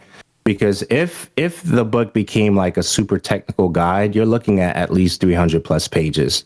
It wasn't designed to go into how to use a particular, you know, set of software. I think I might do something separate for that. You know, this is everything that I use, and this is like the game changer in how I use it. I may do like a separate guide for that, but this one wasn't designed for that. And I think putting it together, it showed me how much information I did acquire over the years that it gets lost in episodes, right? So if I do an episode on how to start a podcast, yeah, you'll get some listeners on that, but it'll get lost after a while, right? Yeah. But putting it in a manuscript that can be distributed, for however long or until, Jesus comes back or whatever, depending on your faith, spiritual discipline or whatever. Like, I think this was absolutely necessary because I'm not getting any younger. And I think that with a format and a platform like your Barnes & Noble Press, your Google Plays, and your Amazons, it allows me to distribute, how I've been thinking about things in such a bigger way, right? And even Google Play, which I'm waiting for it to finish, my account evaluation that they're doing. First few chapters are going to be indexed on the internet, right? So that's going to allow more individuals to experience, that conversation and the guide, right? So I'm excited for those things, but I'm excited for the fact that I've acquired a lot of information and I wanted to share it in such a way because I realized that some people are readers, right? Some people are podcast listeners. Some people are YouTubers, right? In terms of consumption. So before the book, I was only reaching out to the YouTubers and the individuals, right? So I wasn't reaching out to the individuals that read, Sunday morning, tea, they're under their perfectly crocheted blanket or whatever they got, right? And they got their Kindle and they're reading a book. I wasn't reaching those individuals, right? Yeah. And now I'm able to do that. And I'm excited about those things too. Yeah, it's honestly super hard to branch out from where your media already exists unless that method naturally lends itself to other stuff, right? So, doing a video podcast, for example, versus doing an audio only podcast, like even the difference between that, right? Like some people absolutely don't want to only listen; they want to see expressions. They want to see how people are reacting to things. So, just something as small as making that change can make a difference. And then, absolutely, like you mentioned, the book. There's a lot of people who you might not have reached unless they were looking for a book or they were kind of interested in learning a little bit more of the behind the scenes process of creating a podcast. Yeah, it's weird, man, because it's like so I launched a book on my birthday, but the response from individuals that I haven't heard from in a long time was interesting. It's like it was refreshing. Great job, congratulations, and stuff like that. And I haven't heard from these individuals in years and years. And I don't know what it is. Maybe at some point I'll understand it. But when you decide to write something and now you're an author of something, or you've collaborated and you're an illustrator of something, and I know you're pretty excellent at what you do, it changes things, right? I don't know if it's a perception change or not. I'm still like taking it in, but it changes how people view you based on like, because I'm almost certain that people are still finding out what you do, right? Oh yeah, like right. And when they do, they're like, I didn't know he did that, right? Yeah. And I think that there's a perception change that happens, and I'm still learning. But I think that going back to your question, there was a lot of information that needed to be shared, and I wanted to make it practical. Yeah, and like you mentioned, people definitely they change their tone a little bit when they're like, "Oh, you did this?" Right. And sometimes it's like a surprise, like, "I'm impressed," and sometimes it's like, "I thought you were only just like a one trick pony type of thing." I was like, right, that you're only a gamer, or you're only this, you're only that, right? And it's like, well, I mean, how would you know if you haven't spent any time, with me, right? Right. Or because if you spent any time, you would have known. You have me in this time zone or warp, or I'm still in this, time that you put me in. So I never grew outside of that, but you wouldn't know what I've done unless you've like tuned in, right? So I think that, yeah. So even that, there's the other thing that we kind of touched on before we started recording. Yeah. I'm trying to see if I want to go into that a little bit. Okay, so we'll do it this way, right? We'll do it this way, yeah. Right? So there was a book that came out by Gary Vee called Jab, Jab, Jab, Right Hook, right? And essentially the book is like, you give a whole bunch of stuff for a very long time, and then at some point you ask for something. At some point, right? Not quickly, but at some point you ask for something. And I think that in the process, I'm trying to make this super like media professional tone and all that stuff, right? Yeah. So in a time of, prepping for the book and getting ready to launch the book, you at some point you want to ask individuals that you've supported in the past to support you in the current thing, right? And in what whatever you'll way that see means, is there's you get very surprised by who actually does the right hook, right? Or gives you the information, the love that you're looking for once that's done. And I think that you've seen that, from creating your comic books and all the things that you've done for creating art for different individuals. It's like you believe it's certain individuals that are always going to be, the network, I'll say it that way, for you, but you learn very quickly it's not, right? And I think that, I'm going through that, right? So I'm still a human being. Emotionally, I'm going through that. I'm trying to figure out, well, where did I go wrong with that? Is it me? Is it, whatever? So I usually try to make it, I put it on me because I'm like, maybe it's something I could have done better to have someone reciprocate the same love that I've showed them, et cetera. So I'll say that way. I'll yield there. If you have any additional thoughts on that part, feel free. Yeah. So the way I move, and I think you're similar in a lot of ways too, is that I do things and show love to people and support for people, not for the sake of them doing the same for me at some point. It's more so it's like, hey, I love what you do. I'm not rich, but the least I can do is at least share what you do with other people, right? The least I can do is like tell my network of people, it's like, yo, there's some really cool stuff going on over here that y'all should be paying attention to. That's kind of like, if you ain't got money to support, like at least tell someone, if you like what I do, what that is, right? And when that doesn't even happen, you're just like, I didn't really ask you for anything. Like I'm still not even asking you to do it, but you saw it. I know you saw it because you commented, but like you knew I've been working on this for however XYZ years, and it's a little. I don't hold it against people or hold a grudge if they decide not to do it. Because sometimes people, you see something, or like, for example, the comic book, right? Someone read the comic and was like, I don't really like this that much. That's okay. That happens. So I don't expect people to just like 100% support you regardless of what you do. If anything, I would want them to tell me like what they thought of it, right? Like, hey, yo, this was super cool. Can I give you some feedback type of thing, right? Like, that kind of thing is always helpful too. So sometimes you reach out and ask for feedback or ask for this, that, and the third, and you don't get anything back. And I don't know.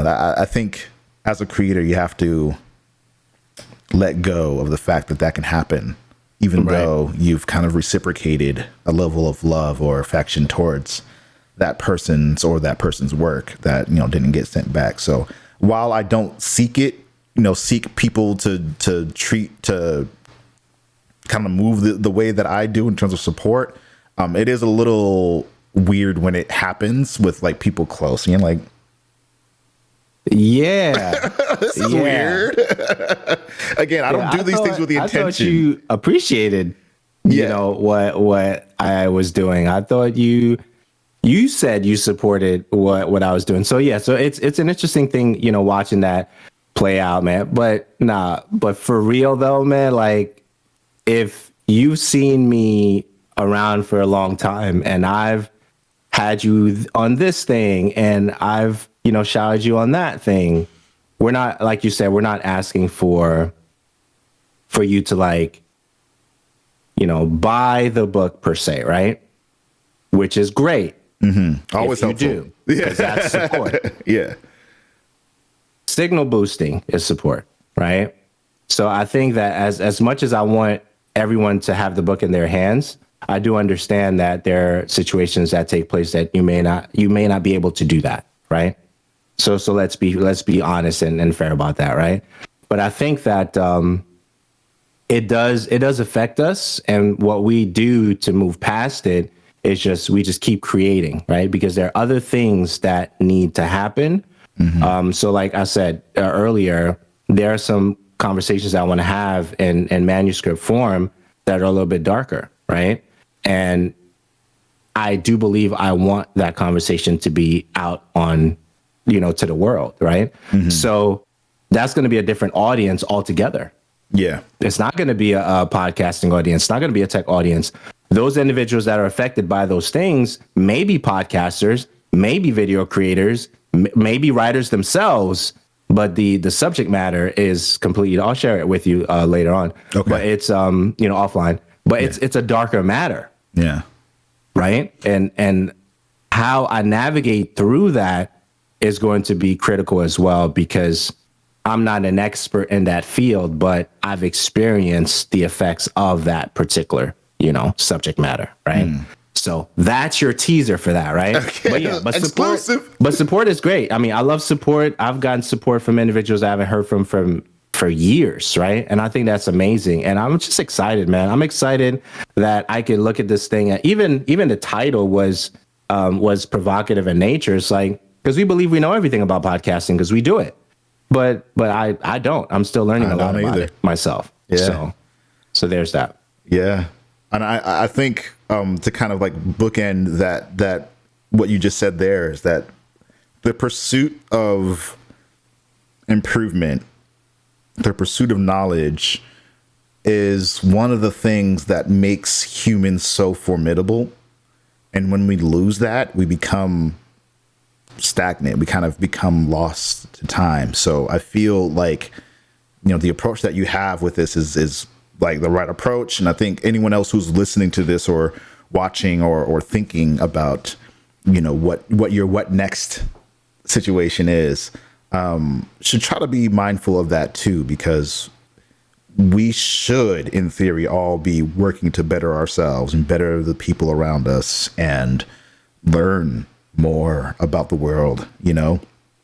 When we stop doing that, we kind of stop being, I don't want to say we stop being human, but because machines learn as well. But I don't know, you just kind of lose a sense of progression. And it's just so important. Speaking of that, though, where do you think the state of the podcasting world is right now? Like, we kind of went through a period of time that was not really seen since the bubonic plague, honestly. Like, we've never seen an outbreak as immense as this that changed the way our entire world worked. Like, just straight up, like, people stopped being able to go places. Right. Were there more people listening to podcasts during that time in your experience? Were there less?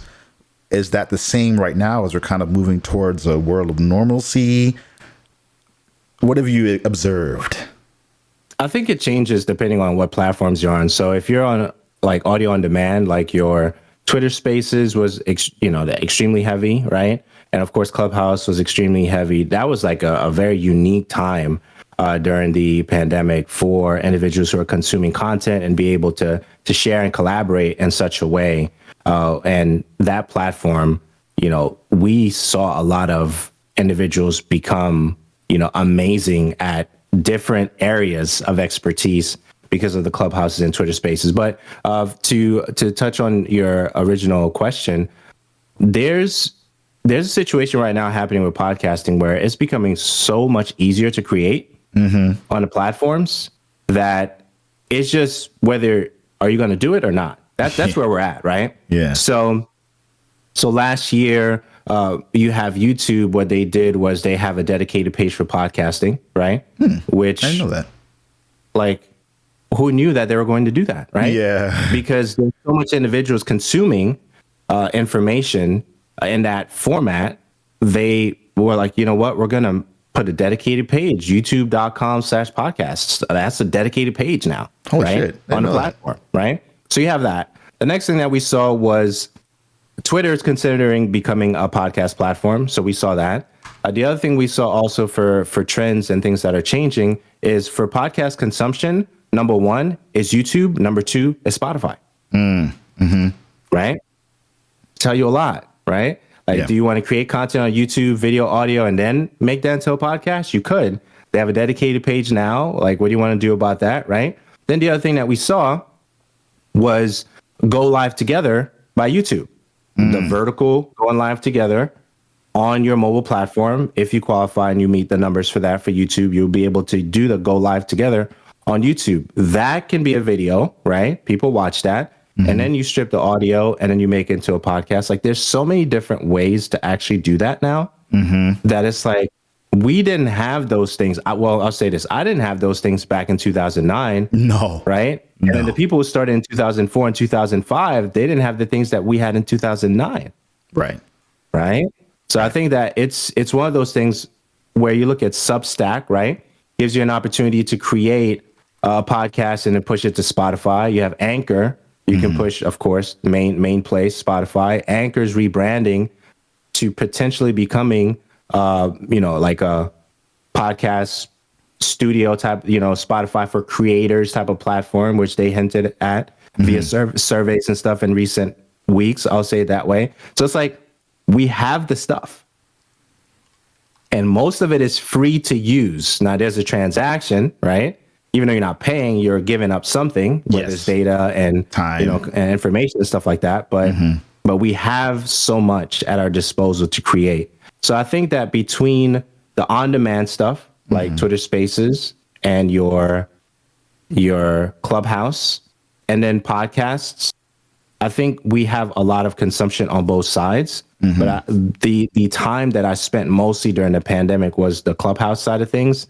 And there was a lot of consumption there for sure. Yeah. Yeah, that's really interesting. I just learned a bunch of things today. I didn't know there was a separate podcasting division for sure on YouTube. That's pretty cool. Yeah.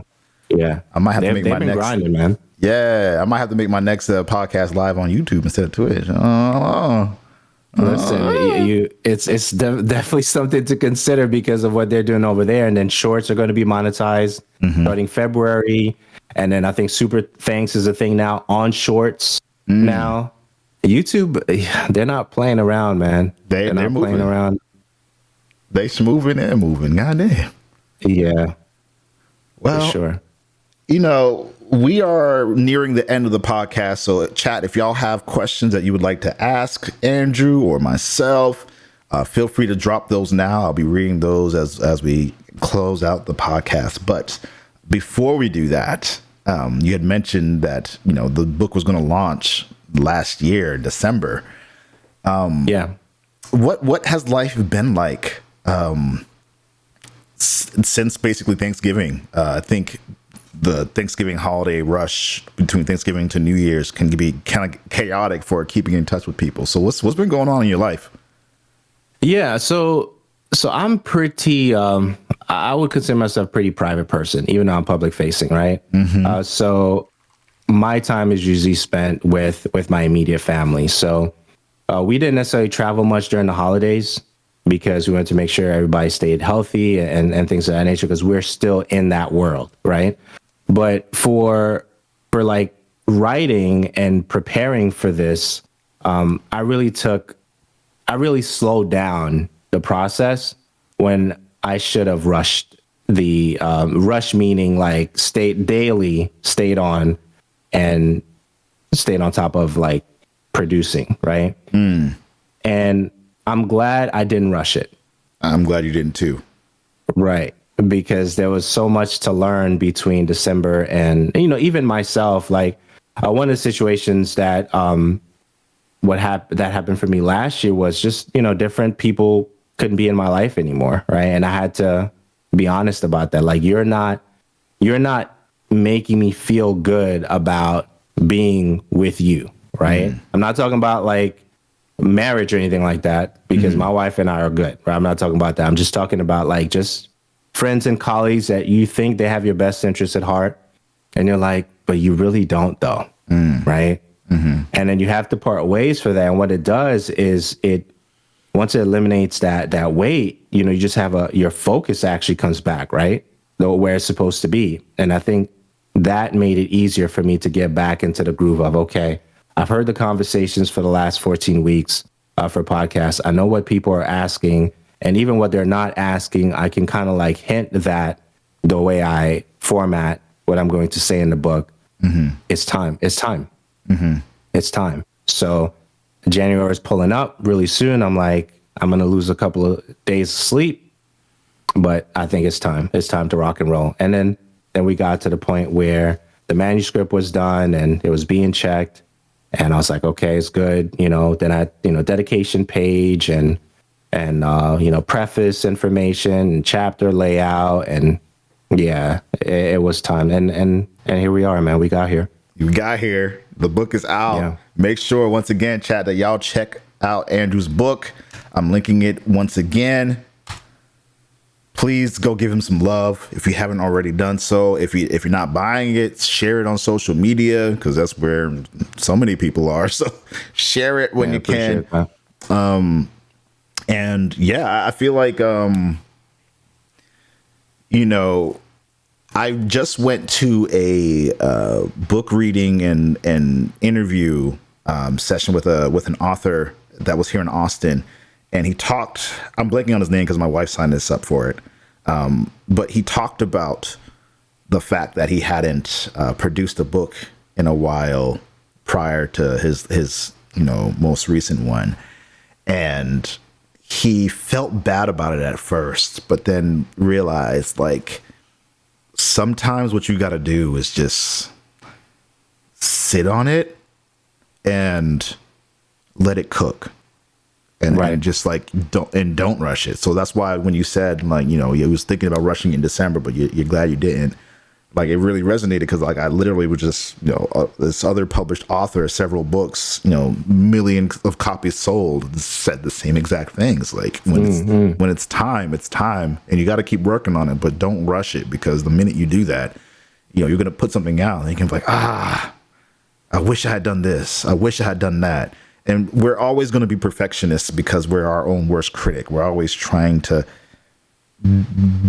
put out our best work possible. And at a certain point, you got to put it out. But at a certain point, you have to say, I can't rush this, though, because like I won't be happy with it. And that's what's most important. For sure. Beyond that, though, I wanted to quickly, I don't know if you heard any of the controversy around Forspoken. I haven't. What's going on with that? So I don't have all the information pertaining to this. What I do have is a video that a particular person put up on the internet. She's a content creator. I almost don't want to put it up because, like, I don't want to. I want to draw attention to this without, like, making it go crazy. So, okay, I'll say all curious. that. Well, if you could link me to the video, I'd greatly appreciate it, because I want to see what that's about. Like, yeah. I want to watch it later. Yeah.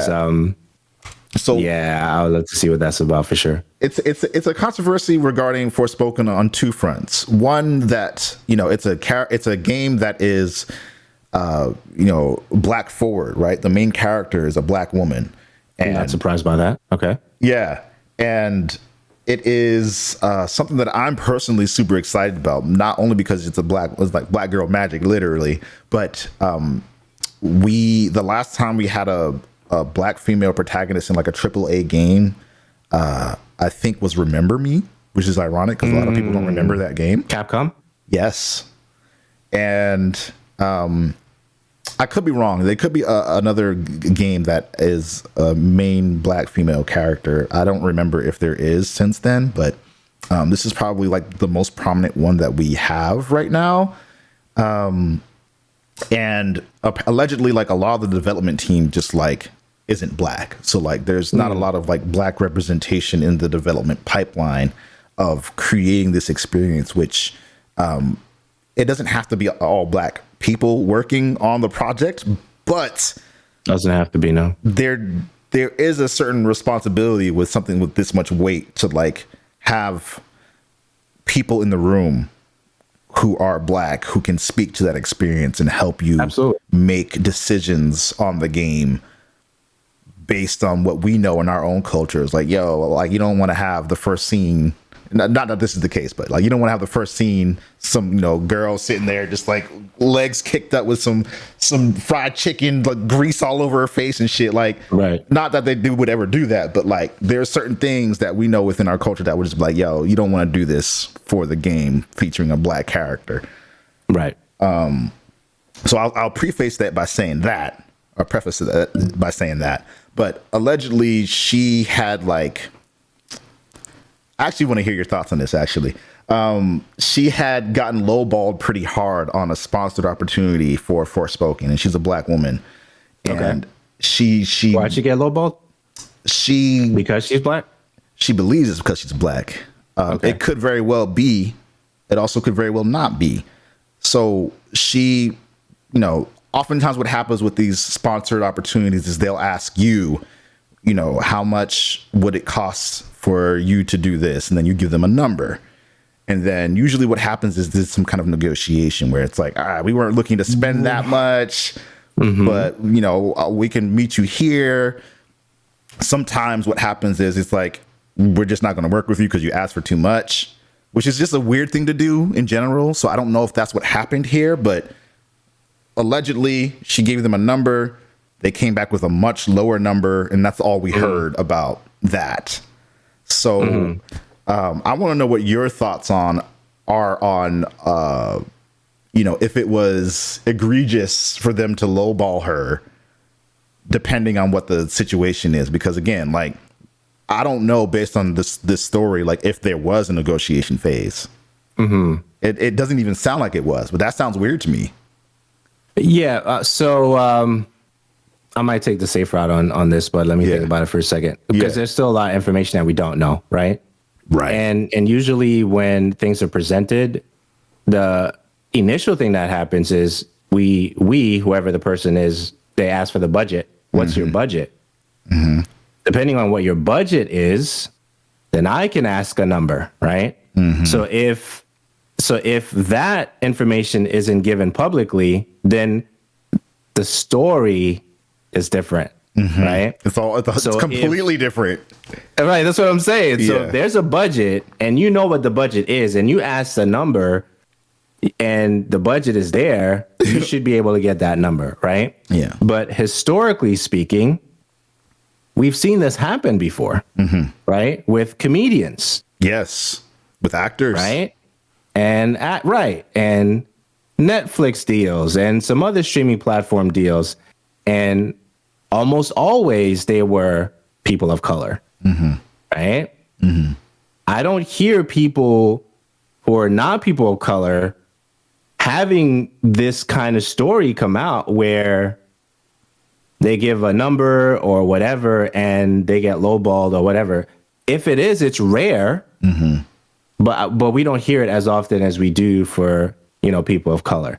So I think I'll set the stage that way, but it's unfortunate in a lot of ways. But I think that the more we know about the details of the story, our initial reaction is always going to be to favor the person of color because we are people of color, but we don't know the conversation from her. I believe it's her, right? Her, yeah. To them and them to her, right? If we're just creating a scenario here, if she was unpleasant in the conversation, would you expect to get the same amount of money if you're unpleasant in a discussion for a business deal? Nah. Right. That's what I'm saying. So we don't even know, if she was super kind and bubbly and just, a great human being. And then she asked for a number and then she got lowball. We don't even know what the detail of that is. Right. So with the clips, the 15-second, the 20-second, I don't even know the length of the video. I'm just throwing that out there, that we got for a clip that gets released to the world. And then we're like, we get, oh man, as a Black person, she should be getting this, that. We don't We don't know, right? She could have been like the worst human being in terms of like doing a transaction, in terms of like, if she was kind or not. And we don't even know that. Yeah. Are we ever going to find that out? Right. So there's a lot of things that will make us change our thought process. And you're not entitled for a big check. Right. So again, as you said, I want to support her because not only because she's black, but this is for a game that is black facing and right before Black History Month. Like, I want to give her the benefit of the doubt, but at the same time, right. Like, I've had to negotiate many times for paid content, paid work that I do with anyone. Right. And they say manners will get you in the door, then money will, right? Yeah. Like that's a thing. But let's even let's even make it more personal. I'm a black person, right? And just because people are black may see this, it's not an entitled thing for just because I'm black, you have to support black owned. Right. I'll just make it even personal. Yeah. Right. Yeah. But if I'm like a bad dude and you don't like me and, I'm not a kind human being, you're not going to support. It doesn't matter what anybody says. Yeah. You see what I'm saying? Like, so I think like it goes even back to that. Like we really have to be honest about like the context of the clips that we see online. Yes. And how it's presented. And I'm trying to be fair. She could be like an amazing human being. I've never met her. I don't know. Right. And then in the process of, asking for the stuff about the contract, she gets lowballed and she feels like she shouldn't. And maybe she has the right to that, right?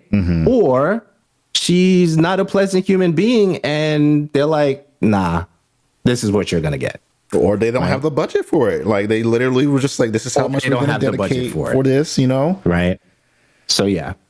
Would you say that a lot of your own, I don't want to get too personal and put your stuff out there, but would you say a lot of your own sponsored content has had some level of like back and forth play, or was it usually like you gave a number and you're like, all right, cool?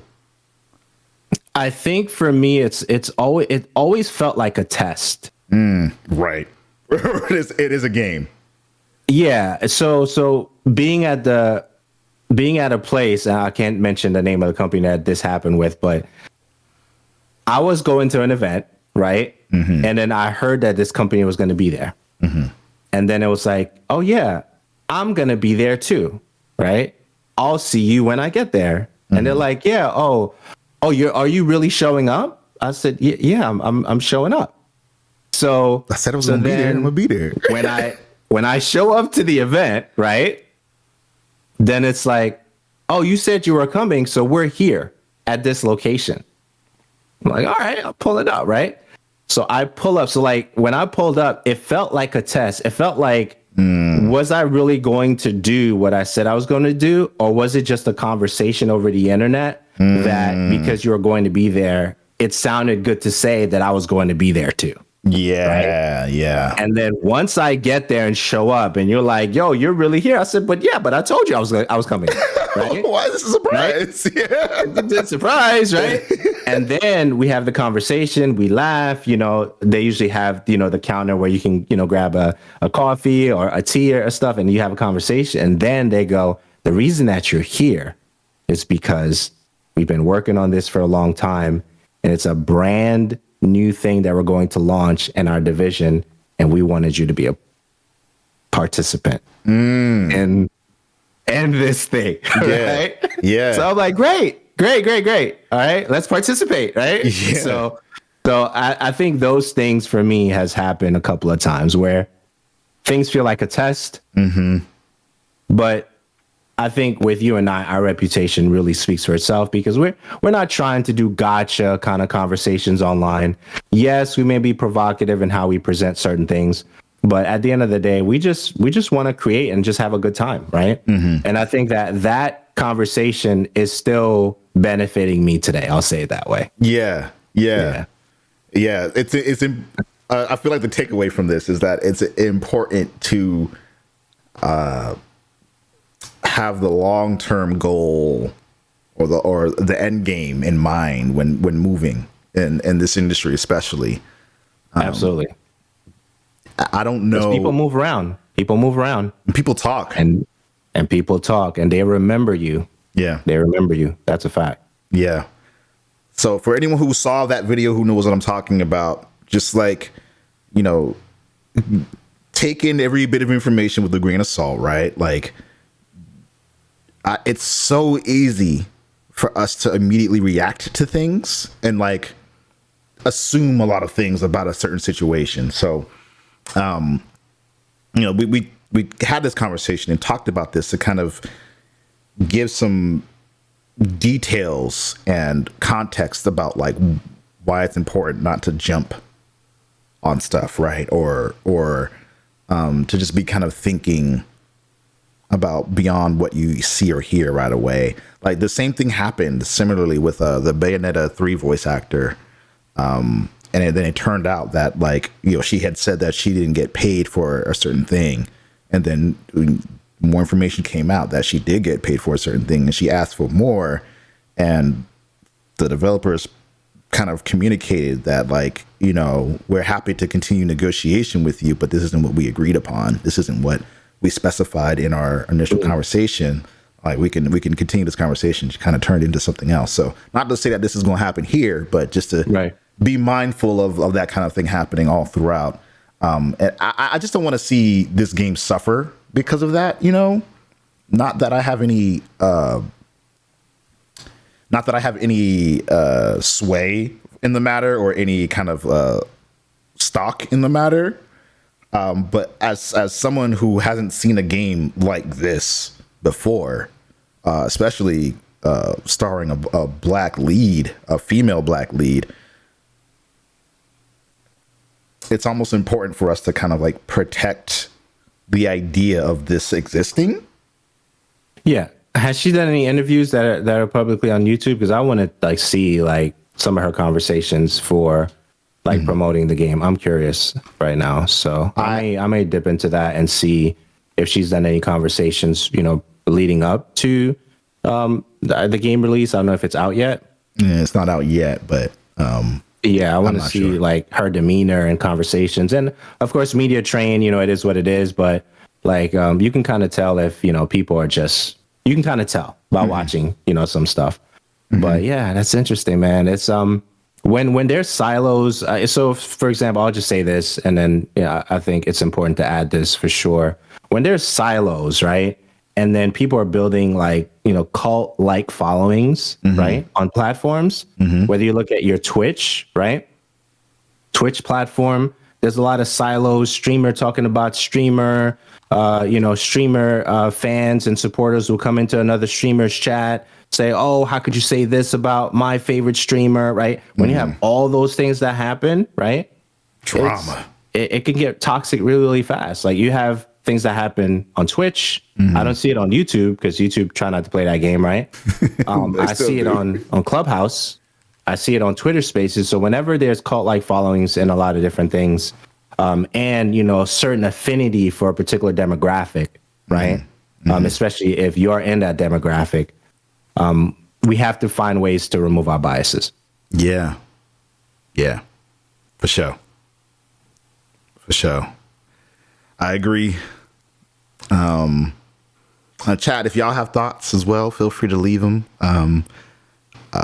Most likely in the comment section on YouTube. But you know, this has been a great conversation, Uriah. I appreciate you taking the time to speak with me. I appreciate you, man. Yeah, absolutely. I